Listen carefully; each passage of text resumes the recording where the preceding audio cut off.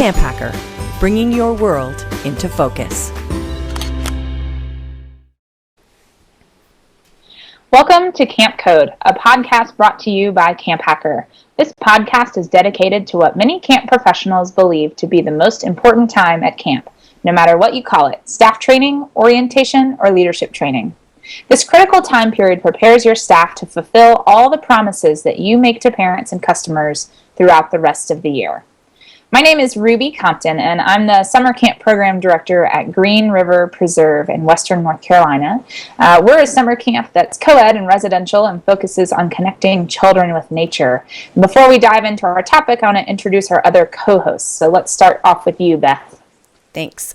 I'm Beth Allison, co-owner of Camp Hacker and a partner in Go Camp Pro. I was an executive director of 5 children's summer camps in Ontario, Canada, and I'm now a consultant with my husband, Travis, and I specialize in leadership training. Thanks, Beth. Gab.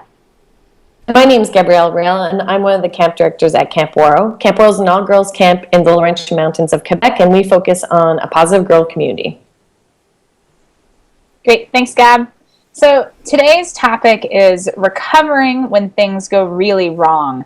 So on our previous episode, we talked about the literal poop hitting the wall and how you train on bodily fluids. And we decided to expand that and talk about when you have the big issues that happen at camp, the big problems, or that big scenario, maybe even some of those kind of worst case scenarios, and how you recover and go forward and train your staff from there. So Beth, do you want to tell us a little bit more about why we chose this topic? I absolutely do. As camp professionals, we work really hard to prevent anything bad from ever happening to our place and to our people. We have all kinds of policies and procedures in place for all kinds of emergencies and also to prevent things from happening in the first place. But no matter how hard we try to see the future and avoid those kinds of disasters, we are always working with things beyond our control. The weather, insurance, often bigger agency decisions, and of course, human beings. So we decided to talk today about how to take care of our place and our people when bad things do unfortunately happen. Great, thanks. So we wanted to start off this episode kind of with a story from each of us, a personal story or a story that we've encountered, and maybe a little bit about what was done in the aftermath of that situation. So Beth, will you start us off? Yes, I'd be happy to. I've told this story a few times because it was kind of the birth of a lot of things for us in our camp directing career. But I think one of the hardest things that we ever lived through was our first summer directing together. And I don't think that's a coincidence. It was our very first time at Glenmore together with staff that I didn't know very well and who had a lot of disruption in their lives at camp and for the few years before we were there. And they hadn't had any real solid foundation built in terms of caring for other people and for the community. And they had absolutely no buy-in into the mission and why we were there. And because it was our first summer, Travis and I were really green and really raw. Even though we were camp people, we hadn't directed before. And we were dealing with all those little details every day of figuring things out. And we really didn't have time to sort of focus as much as we wanted to on building that community. And we were sitting in our office one Tuesday morning. I remember it very distinctly. And this was like 20 years ago, literally. And it was about 3 weeks into the summer. And one of our 17-year-old staff members, whom we had brought with us from another camp, came to us and told us that one of our counselors was out there with his campers drunk. And she was so upset that she had to be the one to come and tell us that. And we were just stunned, like we had no idea what to do. There was so many questions floating through our minds. We brought him in, and of course, we had to fire him.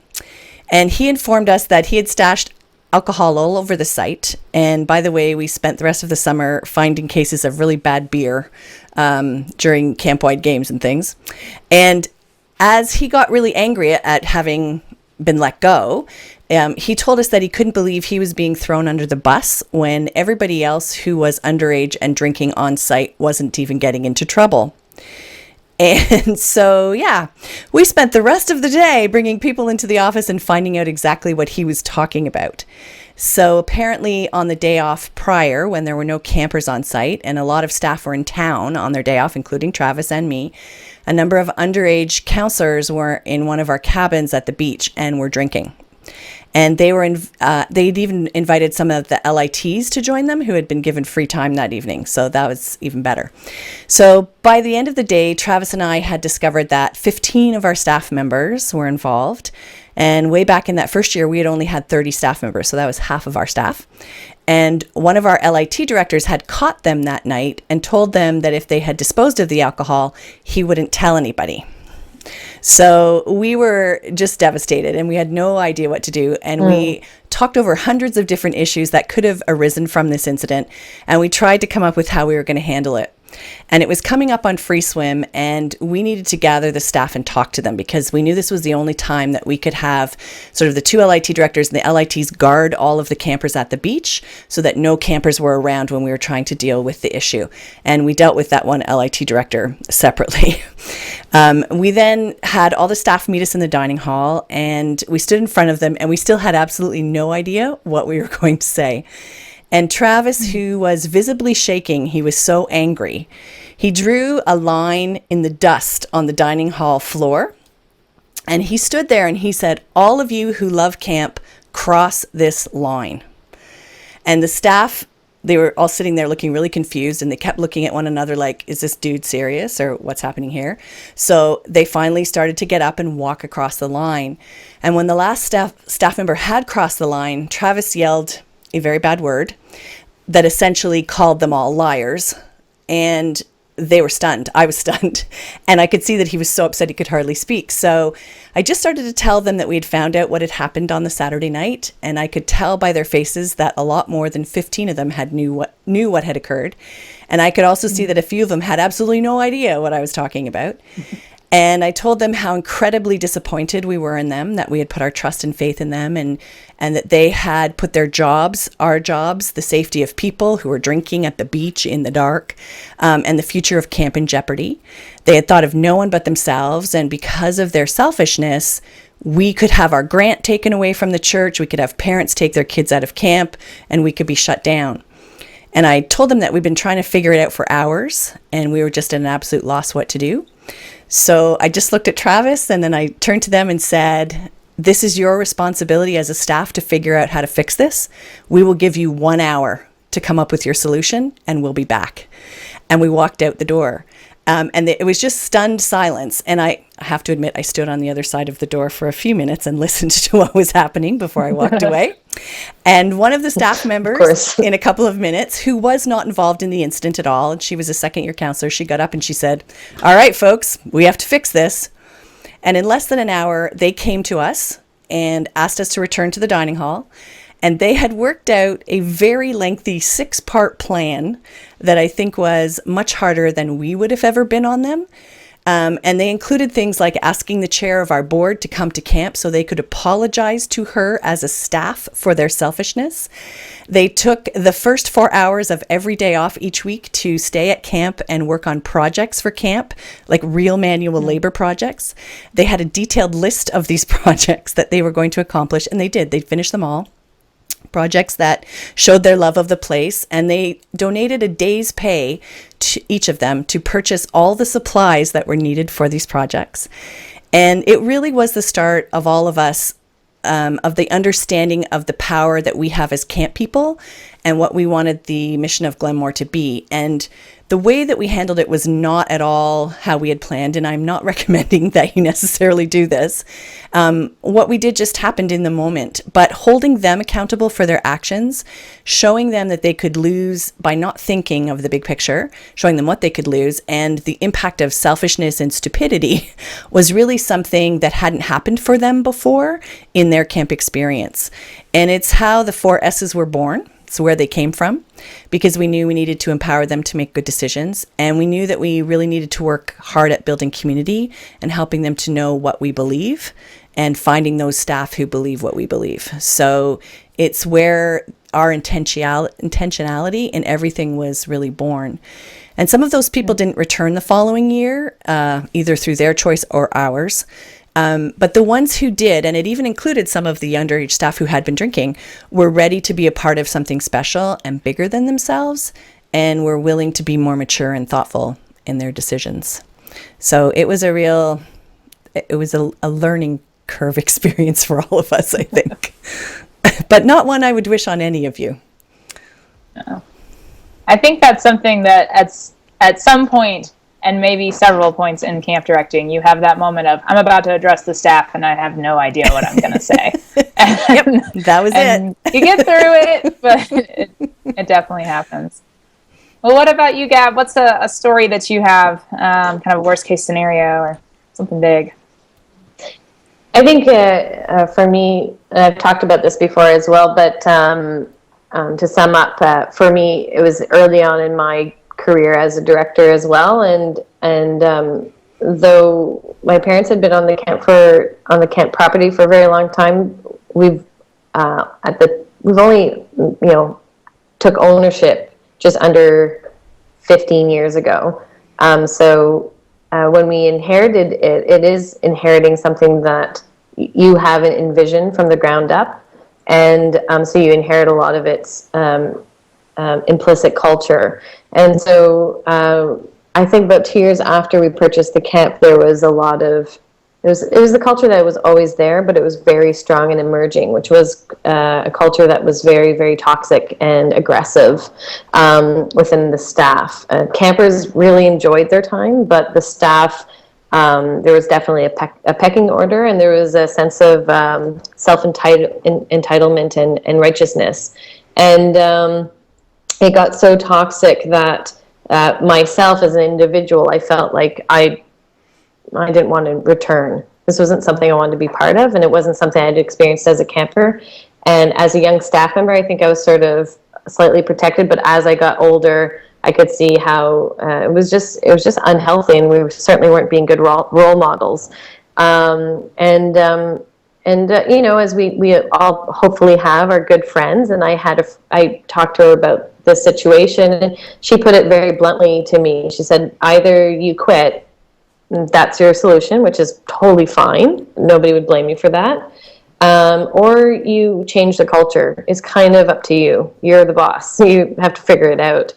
I was about 25 at the time, so it's a young age to try to take on that type of responsibility.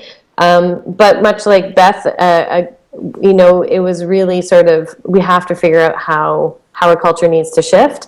And for us, the ACT program came out of that.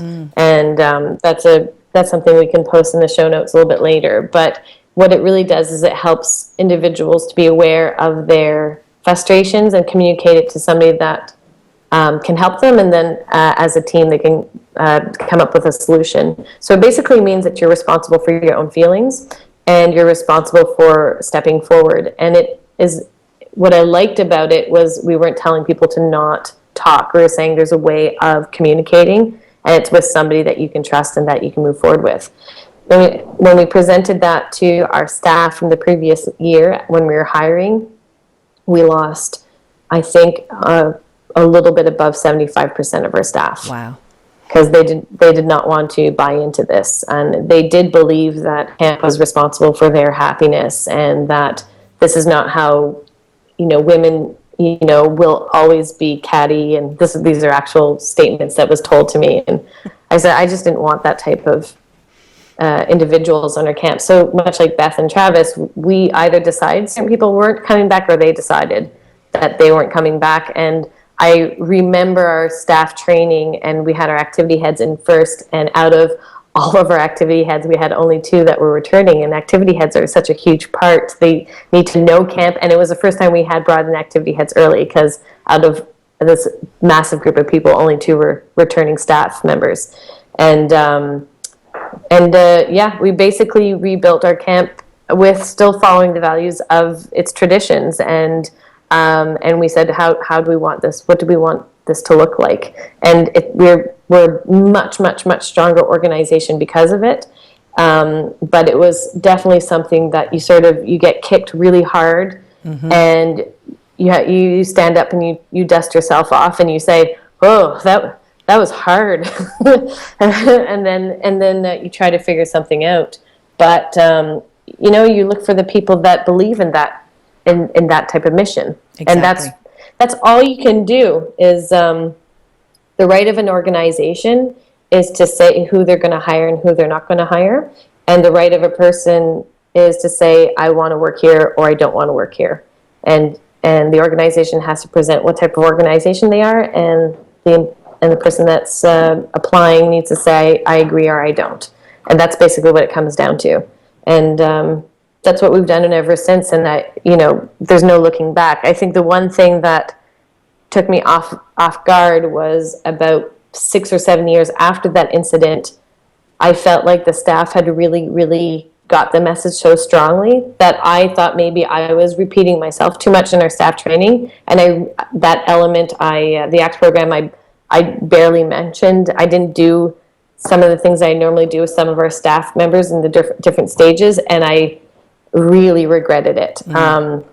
Things popped up again, and it was so intense, and we had to relook at it. So, but yeah, it's like lesson learned. And I was very transparent with the staff. I took responsibility for that. I said, my bad, guys, this is why I didn't do this. But you're bad because we're part of this together. It's not me against you type thing. Let's do this together. Let's figure it out. That's great. And I always think even if you have to do it with less people, you are at least doing it with the right people. And you'll have less headaches. Yeah. Even if you have to figure out, how am I going to cover all these areas because I don't have as many bodies, it's much better than just having warm bodies who are going to create havoc for you. Absolutely. And the thing is that new staff members, they'll listen to you in sessions, but how they treat our campers and how they treat each other, and how hard they work and how dedicated they are is going to solely come from their peers, because those are the lessons that they learn from their peers. So if we show those new staff members, those type of people that care and work hard and ask for help when they need to, then those new staff members are going to say, oh, that's how it's done here. Right. This is how it's always been done here. That's how they see it. Exactly. So that's why it's important to have that. But it's like it's a kick in the teeth. It's a kick in the butt. You get really the wind knocked out of you, and then you need a little bit of my cat sometimes tries to run outside, and he's allowed out back but not in the front because there's cars. And once I closed the door very quickly, and he has a huge head, and his head went slamming into the door. Oh, no. And he sat there for about 2 seconds just kind of shaking his head like, oh boy, I hit myself hard. And that's how it feels. You get hit hard and you just sort of sit there for a little bit being like, what just happened? Slightly stunned. Yeah. What about you, Ruby? Well, so my kind of big incident scenario, worst case scenario, was it's actually kind of an external situation because, like Beth said, there are things that you can't always control that you as a camp director have to deal with. And so one of the pretty defining moments in my camping career is when we had a staff member pass away during the summer. And it was while I was working at YMCA camp, and I was on the leadership team. I was not directing, but I was a head counselor, basically. And it was one of our day camp staff. That was our first summer of resident camp. It was the first summer we had done resident camp training, so everybody had stayed on site to build that staff community for that week. And then the day camp staff came in and out every day, and then our resident camp, of course, folks lived on site. And so basically one of our staff members and didn't do anything wrong. I mean, she went with her boyfriend and another couple to an amusement park over the weekend while they were off, and were in a car accident on the way back and died. All four of them did. How and so we came in, and it was in the middle of a session for all of our camps. There were 2 weeks. And so it was in the middle of the session while camp was going on, while we had kids at camp. But then we had campers that arrived on Monday morning looking for this girl as their counselor, and she just wasn't there. And so the word got to us pretty quickly Monday morning about that. It happened, I think, overnight on Sunday night. And I just remember being in the office real early. I was usually in there pretty early. And my boss getting a message and saying something to the effect, this is going to be a really hard day for the staff. And so he said, y'all got to get all the admin folks down here. So we all got down there. They told us what had happened. And, so we had our moment to grieve and freak out and feel. And then we went up to breakfast, and then after breakfast was when all the day campers arrived, and the two camps kind of come together, and we do some activities together for a little bit. And so during our chapel period, we had, the 15 admin folks. This is a camp of 600 kids. The 15 admin folks are overseeing the entire camp, all the kids, while we pulled all of the staff, and the directors told them what had happened. And it was, classic camp. It was like, we have to tell you that this happened, and now we need you to basically forget about it and go do your job for the rest of the day. And, this is what we're going to be able to provide, and we will tell you more details as we know, but you got to go, be great with kids and have a great day, Yeah. It was just a crazy experience. And I think it's one that I felt like if you're in camp long enough, you will probably experience it, just given the age group up with, and them making good and not good decisions. Again, like, this girl didn't do anything wrong. She wasn't drinking and driving. It wasn't anything like that, but it still happened. And so, it's the classic, like, bad things are going to happen to good people, and sometimes you're going to have to deal with it. As far as kind of what happened after that, they did a really good job managing media. They kind of, our directors picked a couple of folks. I was one of the folks that talked to all three of news channel folks that day, and the parents were really great. We sent out some good communications to the parents and talked to them about, we are going to share this information with our resident campers because they're here, but we want to leave it up to you whether you feel it's appropriate to tell your day campers or not, because they're at home with you at night, and you can kind of manage that reaction.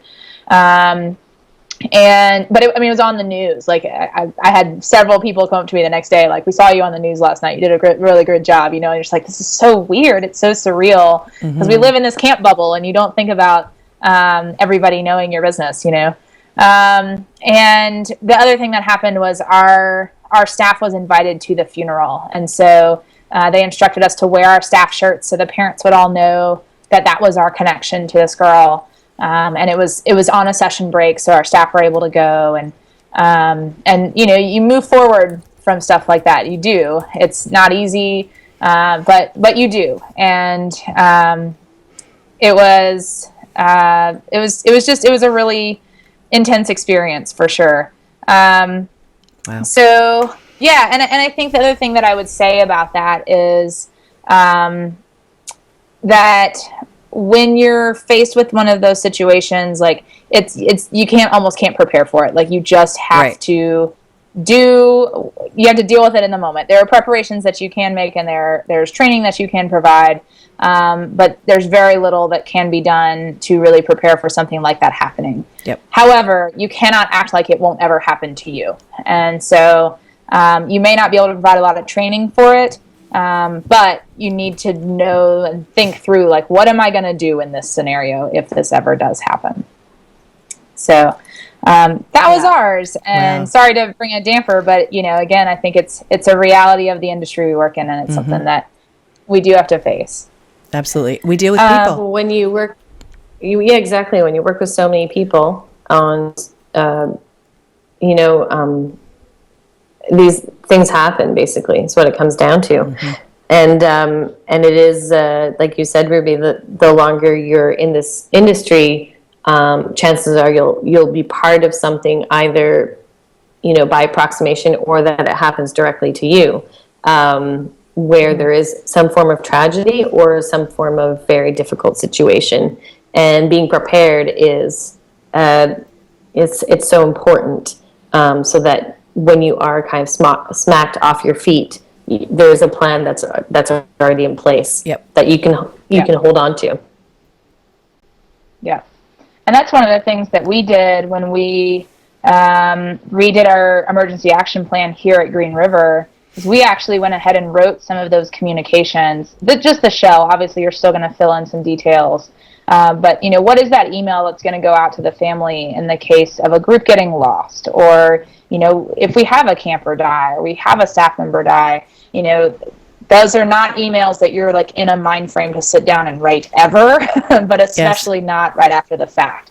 And so to at least have the shell of it there, and all you have to fill in is kind of, okay, this is the statement we're going to make about this situation. That I think is a really helpful tool to do. And it's not fun to think about, but it's a great tool to have there available to you in case something does happen. So our next question is how do you talk to or train staff after you have a big incident, whether it's external or internal? So Beth, what are some tips you would share? Well, I think for sure we've already just touched on this quite a bit in the last couple of minutes, but for me, the most important thing is how you talk to or train your staff before you have a big incident.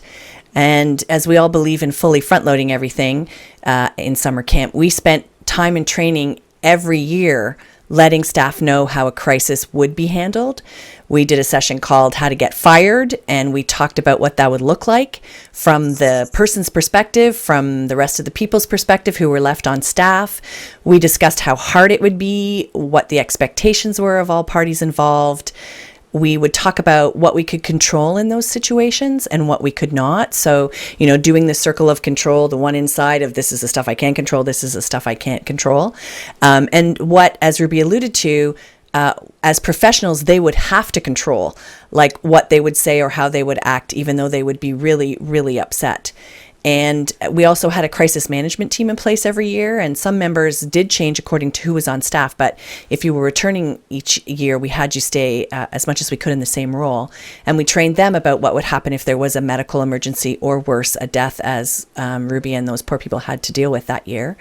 We also had weather plans in place, and we shared with staff what would happen if a tornado went through or a fire, those kinds of things. And it was important that they understood before the campers arrived that if hard things happen, they were expected to be professional, to put the campers first, as always. And also for them, they knew who their support people would be and who they could go to if they were finding the situation really difficult. We always talked with them specifically about not talking about situations. So how some things that could happen wouldn't be any of their business, and that there would be certain times when they shouldn't ask questions, but they would be told whatever we could tell them in that situation, and that would have to be enough. And that's a really hard thing when you're living in a residential camp setting, because you really want to know everything that's going on. And that we understood that that was hard, but that's what part of the job meant. We also made sure staff understood we were all about aligning our focus with the solution and not with the problem. So trying to expend all your energy on that. And we also, of course, spent so much time and put so much energy into intentionally building community in training that they trusted in one another, and they knew that no matter what happened, people had their backs and it would be okay. So constantly reinforcing that concept of community through the summer, it makes everybody feel really safe and loved. And when you know you have that to rely on, it helps you face anything. So as Gab said, they believed what we believed. And so they knew that we would get through anything together. And I think that helped. So really front loading it and being prepared, even if this stuff never happens, at least they know what to do when it does hit the fan. Great. Thanks, Beth. How about you, Gab? What do you do? Next steps? At first, if there's a tragedy that happened, or if your staff are being unfavorable, number one is check in with yourself and see where you're at. Chances are you yourself are probably in some form of shock, and I think that all camps should have an outside person that's not involved in camp but understands the workings of residential camps, but residential or day camp, but both have their own particular needs. And a crisis manager is very useful to have from the outside if you need to deal with media, and they can guide you in those type of, what to say and what not to say. If you're writing emails, you let them see what kind of email you're going to send so that doesn't come back later on to haunt you. And also a person that you can talk to, so that you can just say, this is what I'm going through, this is what I'm upset about, this is what I'm apprehensive about, so that the decisions that you make are clear, and as well as you have, it's a form of a buddy system but somebody can also tell you, don't do it this way. It's not a good idea because X, Y, and Z. So if you can have that person, I think that all camps should, and that if there's a situation that happens, that you contact them, even if it's not for legal reasons. And the next thing is to look at, no matter what you do or what decision that you're going to make, it's going to have an impact on your summer next year. And I helped a camp this summer that was dealing with a situation of alcohol on their site, and they were low staff, and 2 of the staff out of the 5 were leadership team members. And a couple of the board members did not want to get rid of the leadership team members because they didn't know how they were going to be able to run camp the last 10 days of camp, basically. And when I talked with them and consulted with them, we talked about the fear that the board is going through at the moment and the fear that it's going to get out. But it's not just about being able to hire good staff next year. There's also legal issues with keeping people on your site that where you have already policies set up in place. This can also hurt the camp industry as a whole. So you're looking at huge repercussions, and sometimes what we're looking at is what's happening right now, how I'm feeling right now, the pressure of the board, parents. But stop for a second and look at, what does next summer going to look like, and how are we going to rise from this, or how is this going to bring us down? And usually rising from this is almost always the hard decision course. It's almost always the firing. It's almost always the begging your friends that you went to university with to come and help you. That's right. That's the course that is probably what will set you up next summer for the phoenix rising from the ashes, if you will, not to be too dramatic, but basically, so those are the 2 pieces I would, when you're when you're planning, and you're trying to manage your staff, is whatever decisions you make, what's going to happen next year, and am I making the right decisions? And then with the staff, you're being as transparent with them as possible, and I always believe that if you can get them in on some of the decision making, that will have a positive impact as well. Yep. So one of the things that I would add here is when, Gab, when you were talking about rising up is sometimes the harder thing to do. I was having a brilliant conversation with a parent recently, talking about her son who has some behavior challenges, really good kid, but a lot of his behavior challenges stem from anxiety. And she made this statement, and I thought it was really brilliant. She said, the more he gets away with, the more anxious he gets.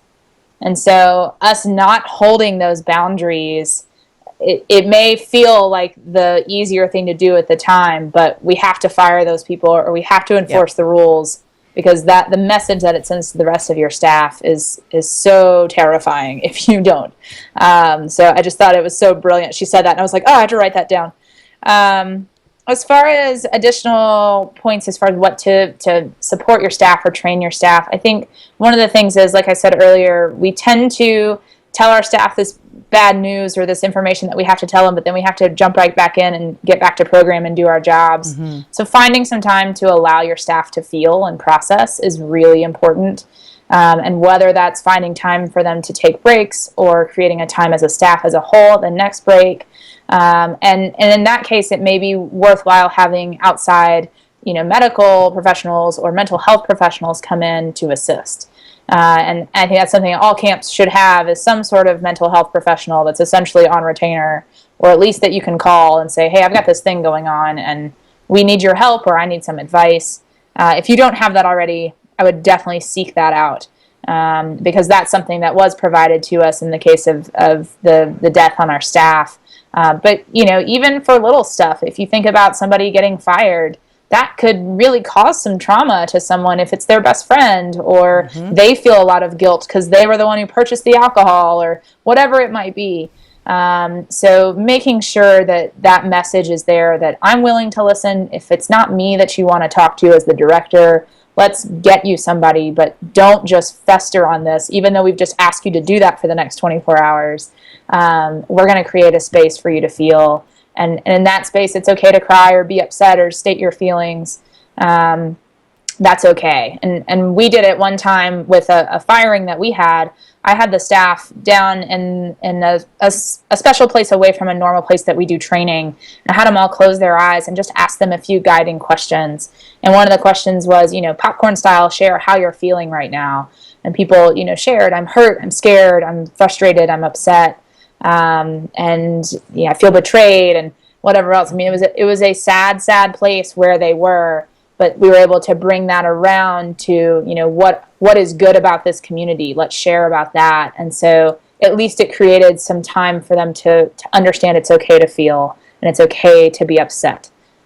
So don't ignore that because we need to give that to our staff. Absolutely. Cool. Well, does anybody else have anything to add on this question about training your staff post an incident or talking to them afterwards? Yeah, I just have a couple of thoughts. I think that, so after something difficult had happened at camp, because we'd done all that front loading at training and we talked about it because we're all really good directors, so we all do that. But something bad happens, like we lost power for 5 days. And we lost all the food in our freezers and we had no water in the kitchen or the washrooms. And of course, after that, we did invest in generators. But that was a hard lesson to learn. Or we had to fire people. Then we were really just reinforcing what they had already learned and heard from us during training.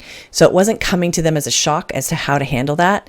And of course, as hormonal and emotional young adults whose brains are not fully formed yet, did they need us to remind them of these things in detail during a crisis? Well, of course, but we managed. And I think as Ruby was just talking about, it's the same thing was for us. The hardest things we ever had to deal with were firings. And luckily, we never had too many of them in our career, but a firing meant that we were breaking up that community, that one person or several persons had decided to put themselves and their wants above camps, above the campers and their fellow staff members. And there is that huge sense of betrayal that Ruby was talking about. So closing that void and repairing things after a firing for us was always harder than after a natural disaster or some sort of sweeping illness where everybody had the Norwalk virus or something like that.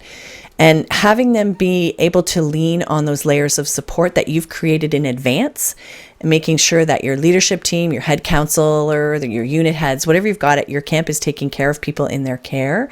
So it's not just you as the director who's making sure people are okay.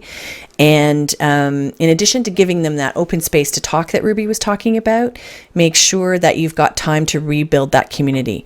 Remind them of all the good stuff you've done together, spend time positively doing things together again, and reminding them of who they can talk to when a crisis happens, who is their go-to person, having time for their wellness partners that we've talked about in other podcasts, listening to them, but also reinforcing all that stuff that you taught them in leadership training, that they are professionals and that this is how professionals behave when it's a difficult situation, that your feelings cannot ever affect the camper's experience or further hurt the community in any way. And as Ruby said, know what your limitations are. If you needed to hire or bring in professionals who know more than what is part of your scope, then please do that.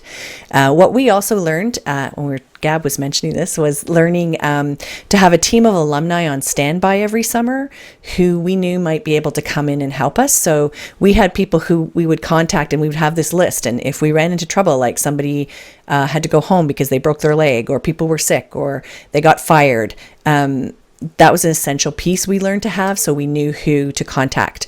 I remember one summer at 8 o'clock in the morning when our kitchen manager literally walked out the door, got in his truck and drove away, and we never saw him again. We had to kind of deal with that because we had no warning that was coming. I think another key piece in a crisis is to admit when you have handled it wrong, because sometimes you will. So when it's over and you're picking up the pieces and you're talking about what you've done well as a staff and what you would need to improve on if it happened again, and then getting valuable feedback from the staff who lived through it, apologizing yourself if you need to, and showing your staff how a professional acts when they do make a mistake, and making sure that they understand that that's not sort of the dead end, but it's just a little detour, and we've hopefully learned some lessons from it. And I think remembering finally that as a director, when a crisis does happen, your people are looking for you to lead them. So spending the whole day in the office, maybe because you're just dealing with everything or you're on the phone or you're doing all that kind of stuff and not communicating with them is a really huge mistake.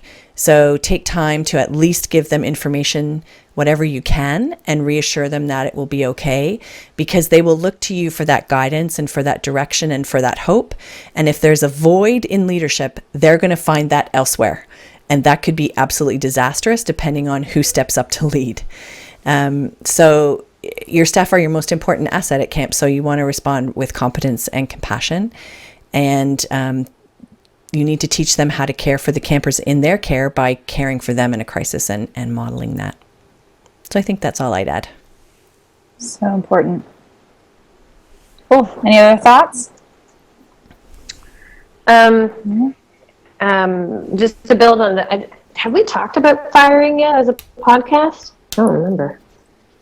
I don't think We so. should talk about it. We should talk about it. We should talk Put about that it. on the list.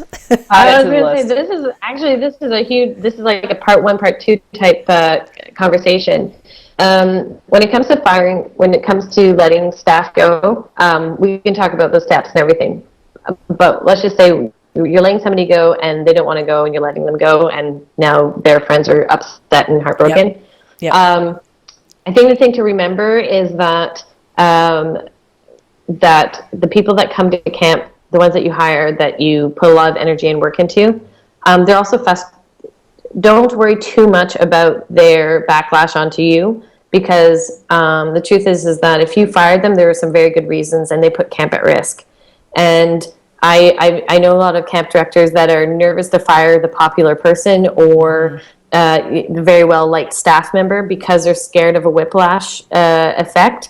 Backlash effect, and actually, I would say, one, this is going to cause issues long term that you just don't want to clean up, and second, when it comes down to it, that person put them in that position, and you can listen to the staff, but don't let the staff put it on you as their frustration, and that's where learning healthy boundaries and taking responsibility for your feelings and. Because I've seen camp directors become sort of a mat that people walk over because of what other people have done, and so you kind of have to say, well, this wasn't my decision; that's their decision. This was upsetting for all of us. I certainly didn't want to do this. So, anyways, that's something we should talk about. Firing. It's a good on topic. the list. Coming soon to a podcast near you. Yeah. We'll show you how you can get rid of somebody without even firing them. How to help them see the ways that this is not the place for them. It's a really good technique to have. Cool. Excellent. Well, we are now at the point in the podcast where Gab recaps what we just talked about. Take it away. All right. So much, and some of it is a little somber. So I'm going to kick it off with this. Travis sometimes swears. Teach your staff to lock it up and be pros. Let's make sure we build community at the beginning, because trust is really important when tragedy strikes. Make sure you have support around you and check in with yourself and your support staff. Feelings are real, y'all, and we need to respect them. That's from Ruby. We also need to provide transparency and information and take ownership when we've messed up ourselves. I think there's a lot that was said today, and there's so much more that we can say. I think for me to just really sum it up, this type of stuff happens whether it's within our control or not, and we all need support from other people. And so your camp code family's here, and it's important to reach out when those things happen. So I know I've reached out and I've always appreciated it, and you're not alone in the camp family, even though sometimes it feels that way. Absolutely. And I think to remember that any camp director, we always don't want to bother them in the summer because we know how busy they are. But if you called with a crisis and just needed a listening ear, they would be there for you. So true. 100%. Cool. We want you to get involved with our podcast, in crisis or not. And you can join us on the hashtag Camp Code by telling us what topics you'd like for us to discuss, any guests that you recommend we talk to, any great leadership training tips that you have to share. We'd love to hear from you because it's all about sharing in this industry. Also, if you found this podcast to be useful, we would really appreciate it if you would leave a rating and review for us on iTunes. You can do that by going to camphacker.tv/cc_iTunes, or you can tweet your love of the show by going to camphacker.tv/campcodelove. That's all one word. Your feedback really helps keep our show going. And talking about feedback, we want you to know how to get in touch with us. So, Gab, how can folks get in touch with you? You can follow me on Instagram and Twitter at Gabrielle Rail. Rail is 2 L's. And you can also check out where I work at waro.com. Great, thanks. How about you, Beth? You can email me directly at beth@gocamp.pro, or you can find us at gocamp.pro or camphacker.tv. And we're on Twitter with the hashtag camphacker. Great. And you can email me, Ruby, R-U-B-Y, at greenriverpreserve.org. Follow me on Twitter, RubyLynn85. I really like tweeting at conferences, so if you're ever not there, I'll tell you all the good stuff that's coming from it. As well as on Instagram, Ruby Outdoors. And hanging out on Go Camp Pro on inside our members area. So I'd love to chat with you there too. So Beth's going to tell us about our next podcast. Our next one, we're going to talk about how to lead bosses and boards. So managing up, how we can help those we report to do their best work as well. Great. Our final segment on each podcast is a best practice for leadership training, and we, again, would love to hear some of your most memorable moments or effective tips. You can tell us what they are using that hashtag CampCode, and today, Beth has our best practice. So this is just a continuation of the stuff that Ruby talked about earlier when she was mentioning having emails and all of that written ahead of time in a crisis. I would highly recommend a crisis management plan. So have it all laid out on clipboards with copies of all those emails and necessary paperwork that Ruby was referring to, with the appropriate forms on each person's clipboard. So they just know how to walk through it exactly, and they know what people's roles are in a crisis.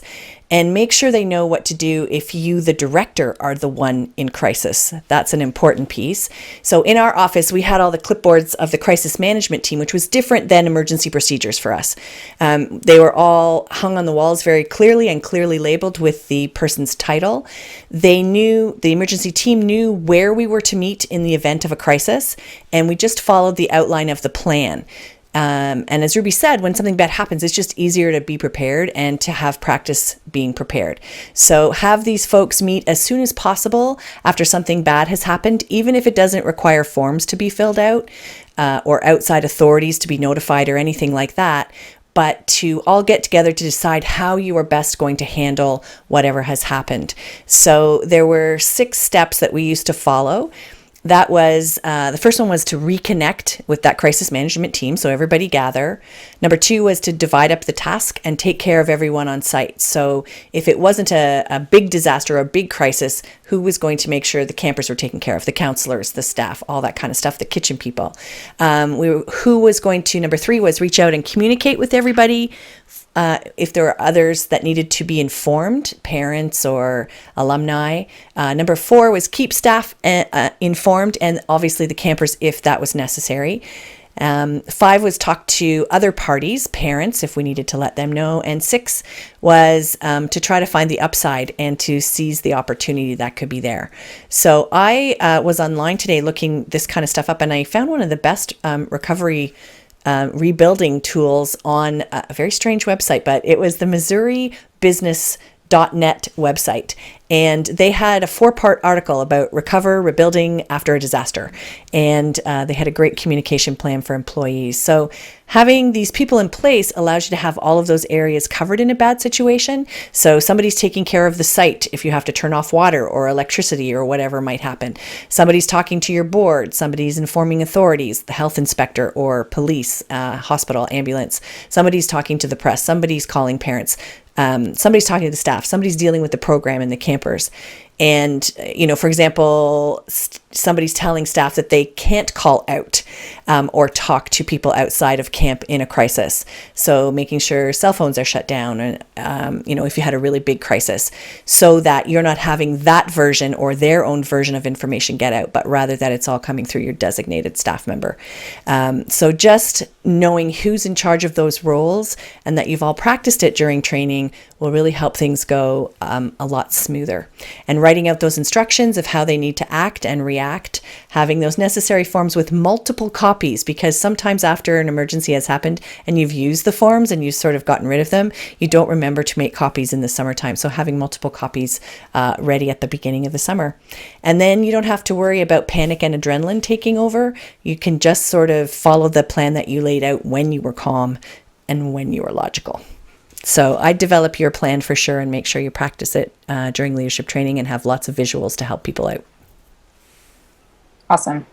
And practice with your year-round team too, because especially if you're on site 9 months of the year, even though there's way fewer people, it's a much longer amount of time when a crisis could occur. And so not only just having the people on your summer team, but making sure your year-round team knows what happens. We do crisis drills as well with our year-round team and our summer camp team, and it's educational every time we do it. So definitely recommend that. Sure. Very good. Well, excellent. Well, thanks so much for listening, and please join us on the #CampCode.